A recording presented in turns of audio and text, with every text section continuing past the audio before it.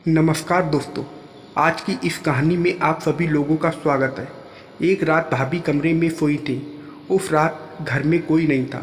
मैं अपने आप पर काबू ना रख सका और उनके पास जाकर करना शुरू कर दिया। फिर भाभी ने मेरा गर्मा का पति ऑफिस से आने वाला था। रात के 9 बज गए थे। अपने पति का मूड बनाने के लिए उसने कमरे में कैंडल और बहुत सारे गुलाब रख दिए ताकि जब उसका पति आए और यह सब देखे तो रोमांटिक हो जाए, और खुद एक बहुत ही खूबसूरत सी नाइटी पहनकर बिस्तर पर बैठ गई। अपने पति का इंतज़ार कर रही थी। गर्मा की उम्र 24 साल थी। गर्मा दिखने में बेहद खूबसूरत थी। उसके पति का नाम विशाल था। विशाल काम में बहुत ज़्यादा बिजी रहता था। वह अपनी बीबी गर्मा को समय ही नहीं दे पाता था, जिसकी वजह से उसकी बीबी हमेशा नए नए तरीके आजमाती रहती थी ताकि उसका पति उसको खुश करे। आज भी जब उसका पति कमरे में आया तो किसी से फ़ोन पर बात करते हुए वह अपने किसी फ्रेंड से बात कर रहा था। गर्मा ने सोचा था कि मेरा पति जब मुझे इन कपड़ों में देखेगा तो खुश हो जाएगा और उसका मूड बन जाएगा, लेकिन ऐसा कुछ नहीं हुआ। उसका पति तो उसकी ओर देख भी नहीं रहा था। उसके ऊपर उसकी नज़र भी नहीं गई। तब उठकर वह अपने पति के पास गई। अभी भी वह फ़ोन पर ही बात कर रहा था। गुस्से में उसने अपने पति का फ़ोन लेकर फ़ोन काट दिया। गुस्से से विशाल, दिमाग खराब है, मैं कितनी ज़रूरी बात कर रहा था। गर्मा कहने लगी, मैं तुम्हारी बीबी हूँ। सारा दिन तुम काम करते रहते हो, मुझे टाइम नहीं देते हो। मेरी खुशी का क्या? पूरा दिन मैं घर पर काम करती हूँ, सबका ख्याल रखती हूँ, और तुम्हें काम के अलावा कुछ दिखता ही नहीं है। विशाल कहने लगा, तुम हाउस वाइफ हो, काम करना ही तुम्हारा काम है, उसमें कोई एहसान नहीं कर रही हो तुम। विशाल के घर में विशाल की माँ और एक बहन भी रहती है। उसकी शादी हो चुकी है, अपने पति के साथ अपने मायके में रहती है। विशाल की बहन सपना और सपना का पति दोनों विशाल के ऑफिस में काम करते हैं। इतना सब कुछ करने के बाद भी विशाल का मूड नहीं बना और वह ऑफिस से आकर खाना खाकर चुपचाप सो गया। इसकी वजह से गर्मा का दिमाग खराब हो गया था। वह अपने पति का प्यार पाने के लिए तड़प रही थी। कमरे से बाहर निकलकर बैठी थी। रात के लगभग 12 बज रहे थे। तभी गर्मा की सास छत से उतरकर नीचे आई और अपनी बहू को जब इतनी रात में बाहर में देखा तो कहने लगी, तुम यहाँ पर क्या कर रही हो? गर्मा कहने लगी, ऐसे ही। विशाल की माँ समझ गई थी। कहने लगी, अगर विशाल को काम से फुर्सत नहीं मिलती है तो फिर उसे अपने प्यार का जादू दिखाओ, और शादी को इतने साल हो गए हैं, आखिर पोते का मुंह कब दिखाओगी? तुम जाओ अपने कमरे में। गर्मा चुपचाप अपने कमरे में चली गई। अगले दिन सुबह जब सब नाश्ता कर रहे थे तभी सपना बहुत खुश थी।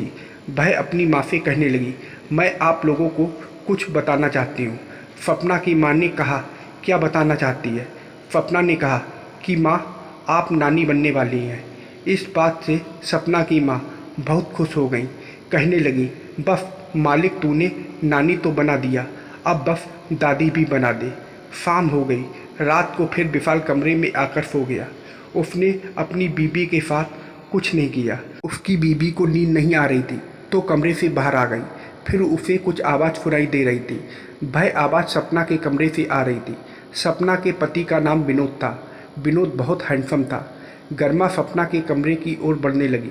उसने खिड़की से झांक कर देखा कि विनोद अपनी बीबी के साथ सब करने के लिए बहुत उतावला था, लेकिन सपना ने विनोद को खुद से दूर कर दिया और कहा, मुझे यह सब अच्छा नहीं लगता, चुपचाप सो जाओ। यह बात गर्मा ने अपने कानों से सुनी तो समझ गई कि विनोद भी तन्हा है। विनोद को अपना शिकार बना सकती हूँ। विनोद अब उसकी तन्हाई दूर कर सकता है। विनोद का दिमाग खराब हो गया तो वह किचन में पानी पीने के लिए चला गया। पीछे से गर्मा भी पहुंची और बिना कुछ बताए उसने विनोद को पीछे से पकड़ लिया। पहले तो विनोद को लगा कि उसकी बीबी है, लेकिन वह उसकी बीबी नहीं थी, वह तो गर्मा थी। उसने देखा तो गर्मा को झटक दिया और कहा कि भाभी, आप यह क्या कर रही हो? गर्मा कहने लगी, देखो विनोद, मैं तुम्हारी तन्हाई समझती हूँ। मैं तुम्हारा अकेलापन दूर करना चाहती हूँ। मेरे पति को भी मेरी कोई परवाह नहीं है। वह मेरे करीब नहीं आता। हम दोनों एक दूसरे का अकेलापन दूर कर सकते हैं। विनोद गुस्से में आकर कहने लगा, आप इतनी घटिया बात कैसे कर सकती हैं? आज के बाद ऐसी हरकत मत करिएगा। मैं अपनी बीवी से बहुत प्यार करता हूँ। और चुपचाप विनोद वहाँ से चला गया। अगले दिन जब विनोद और सपना ऑफिस में थे तो वहाँ पर विनोद का काम में मन नहीं लग रहा था। वह बार बार कल की बात सोच रहा था, किस तरीके से भाभी उसके करीब आई थी। तब तक सपना उसके पास आ गई और कहने लगी, तुम्हारा काम अभी तक कंप्लीट नहीं हुआ है। मेरे भाई ने तुमको मेरी वजह से नौकरी दी है अपनी कंपनी में, नहीं तो तुम किसी लायक नहीं हो। सपना ने अपने पति को बहुत सुनाया, जिसकी वजह से विनोद का बहुत दिमाग खराब हो गया। रात को जब वह ऑफिस से आया तो अकेला बैठा था।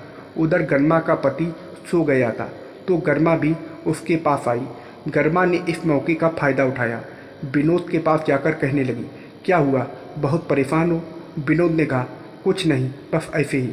गर्मा ने कहा, मैं जानती हूँ यह दोनों भाई बहन हम दोनों को नीचा दिखाते हैं, बिल्कुल परवाह नहीं है इन लोगों को हम दोनों की। और यह सब कहते हुए गर्मा उसके करीब आती गई। वह बोला कि जब उन लोगों को कोई चिंता नहीं है तो हम लोग अपनी खुशी क्यों रोक रहे हैं? हम भी अपनी खुशी के लिए जी सकते हैं। इतना कहकर दोनों एक दूसरे के करीब आ गए। आखिर भाभी ने अपने नंद के पति को फंसा ही लिया। विनोद ने अपने आप को बहुत रोका था, लेकिन वह आखिरकार हार ही गया और दोनों एक दूसरे की बाहों में। फिर दोनों के बीच में बहस चलने लगा। घर में अभी तक किसी को पता नहीं था। एक दिन गर्मा की सास ने दोनों को एक साथ पकड़ लिया। अपनी सास को देखकर विनोद और गर्मा तो बहुत डर गए। उसकी सास ने कहा, तुम दोनों मिलकर मेरे बच्चों को धोखा दे रहे हो, तुम लोग इतना गिर गए हो। गर्मा बहुत गुस्से में आ गई और कहने लगी, हम कोई धोखा नहीं दे रहे हैं, आपके बेटे को मेरे लिए टाइम ही नहीं मिल रहा है। अगर मैं विनोद के साथ में यह सब कर लिया तो क्या बुरा कर दिया? सास कहने लगी, अभी मैं जाकर विशाल को सब कुछ बताऊंगी और अपनी बेटी को भी। गर्मा ने कहा, देखो माँ जी, सोच लो, आपकी बेटी पेट से है, कहाँ जाएगी, क्या करेगी, बच्चे का क्या होगा? अच्छा यही है कि इस बात को आप राज ही रखो। लेकिन माँ तो माँ होती है, वह अपनी बेटी का बुरा कैसे देख सकती है? उसने सोचा कि क्यों ना विशाल को और गर्मा को इस घर से बाहर भेज दिया जाए। उसने अपने बेटे विनोद से बात की कि तुम अपना नया ऑफिस बनाने वाले थे, मैं सोच रही हूँ उस ऑफिस को शहर से बाहर बना लो। विशाल भी मान गया और दोनों अगले दिन शहर जाने वाले थे। विशाल अपनी बीवी को लेकर घर से जाने वाला था और यह बात जब गर्मा को पता लगी तो बहुत गुस्सा हुई। वह जान गई कि यह सब उसकी सास का किया धरा है। विनोद से उसको प्यार का भूत सवार था। विनोद के साथ में उसको बहुत मज़ा आ रहा था। वह कैसे उसको छोड़कर चली जाती? शहर जाने से बचने के लिए उसने सीढ़ियों पर तेल डालकर अपने पति को गिरा दिया और उसके पति का हाथ पैर टूट गया, जिसकी वजह से वह व्हील चेयर पर आ गया। विनोद गर्मा के पास आया और कहने लगा, यह एक्सीडेंट था या फिर यह सब तुमने किया है? गर्मा मुस्कुराने लगी और कहा, यह सब मैंने तुम्हारे लिए किया है। वह बुढ़िया हम दोनों को शहर भेजना चाहती थी ताकि मैं तुमसे दूर हो जाऊं, लेकिन मैं तुमसे दूर नहीं जाना चाहती।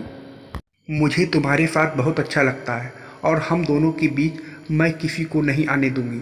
यह बात गर्मा की सास ने चुपके से सुन ली और कमरे में आई और कहा, यह सब तूने किया है? मैंने बहुत बड़ी गलती की जो मैंने तुम दोनों की बात अपने बेटे से छुपाई।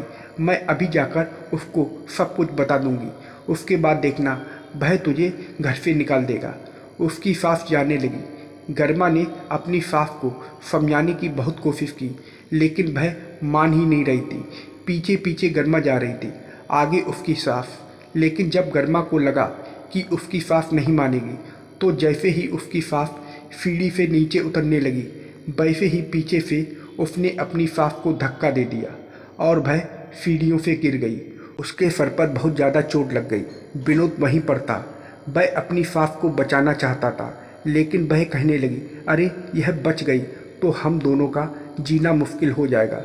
विनोद अपनी सास को डॉक्टर के पास ले जाना चाहता था, लेकिन गर्मा ने उसे रोक लिया और वह वहीं खत्म हो गई। लेकिन यह बात विनोद को अंदर ही अंदर खा रही थी। अब उसको लगने लगा कि वह बुरी तरीके से फंस गया है। उसने भाभी के साथ वह सब करके गलत कदम उठाया है, क्योंकि उस समय वह परेशान था और गर्मा ने इसी का फ़ायदा उठाकर विनोद को फंसा लिया। लेकिन अब विनोद को यह एहसास हो रहा था कि वह गलत कर रहा है और अपनी सास के मर जाने के बाद वह अंदर ही अंदर घुट रहा था। तभी उसने यह फैसला किया कि अब वह गर्मा के साथ में कुछ नहीं करेगा। और यह बात जब विनोद ने गर्मा को बताई कि अब मेरा तुमसे कोई लेना देना नहीं है, मैं तुम्हारे साथ अब कुछ ऐसा वैसा नहीं करूँगा और ना ही तुम मेरे करीब आना, गर्मा का दिमाग बहुत ख़राब हुआ था। अगले दिन विनोद अपने कमरे में बैठा था, तभी गर्मा उसके कमरे में गई और अंदर जाकर चिल्लाने लगी, छोड़ो मुझे, यह क्या कर रहे हो विनोद, मैं तुम्हारी भाभी हूँ, कम से कम रिश्ते का तो लिहाज करो, मेरे साथ में ऐसा मत करो। ज़ोर ज़ोर से चिल्लाने लगी, छोड़ दो मुझे। तब विनोद की बीबी कमरे में आई और गर्मा रोते हुए अपनी नंद से कहने लगी, देखो ना, विनोद मेरे साथ ज़बरदस्ती करने की कोशिश कर रहा था। मैंने कितना कहा मैं तुम्हारी भाभी हूँ, पर यह नहीं माना। सपना ने अपने पति को ज़ोर से चाटा मारा और कहा, तुम्हें शर्म नहीं आई यह सब करते हुए? तुम अभी के अभी मेरे घर से निकल जाओ और तुम्हें ऑफिस से भी भैया निकाल देंगे। विशाल भी कहने लगा, हाँ, अब तुम्हारी कोई ज़रूरत नहीं है। इतनी घटिया हरकत की तुमने मेरी बीबी के साथ। विनोद अपनी सफाई देने की कोशिश कर रहा था, लेकिन उसकी कोई नहीं सुन रहा था। अगले दिन घर पर कोई नहीं था, सिर्फ विनोद और गर्मा थे। गर्मा विनोद के पास गई और कहने लगी, क्या बात है, तुम मुझे मना कर रहे थे कि तुम मेरे साथ बहस नहीं करोगे। मैं तुम्हें किसी भी हाल में खुद से दूर नहीं होने दूंगी। तुम्हारे लिए मैंने इतना सब कुछ किया, अपने पति को सीढ़ियों से गिराया और अपनी सास को ख़त्म किया, और तुम मुझे छोड़कर चले जाओगे? मैं ऐसा कैसे होने देती? अब देख लिया ना तुमने, मैं क्या कर सकती हूँ। विनोद हाथ जोड़कर कहने लगा, मुझे माफ़ कर दो, तुम जैसा बोलोगी मैं वैसा ही करूँगा। मेरी ज़िंदगी बर्बाद मत करो, मैं कहीं का नहीं रहूँगा। मेरी बीबी मुझे छोड़ देगी, मैं क्या करूँगा? यह सब सुनते ही सपना और विशाल कमरे के अंदर आ गए। दोनों ने सारी बात सुन ली थी। सपना ने अपनी भाभी को थप्पड़ मारा और कहा कि यह सब किया तुम्हारा था और तुमने मेरे पति को फंसाया। यह सब विनोद का प्लान था। विशाल से उसने पहले ही सब कुछ बता दिया था और कहा था, मैं आपको साबित करके दिखाऊंगा, बस आप मुझे एक दिन का टाइम दे दीजिए। और विनोद ने यह साबित कर दिया था कि किस तरीके से गर्मा ने उसको फंसाया था और उसकी मां को ख़त्म किया था। विशाल ने पुलिस को बुला लिया। पुलिस गर्मा को पकड़कर लेकर चली गई। जो काम गलत है उसका अंजाम कभी सही नहीं हो सकता।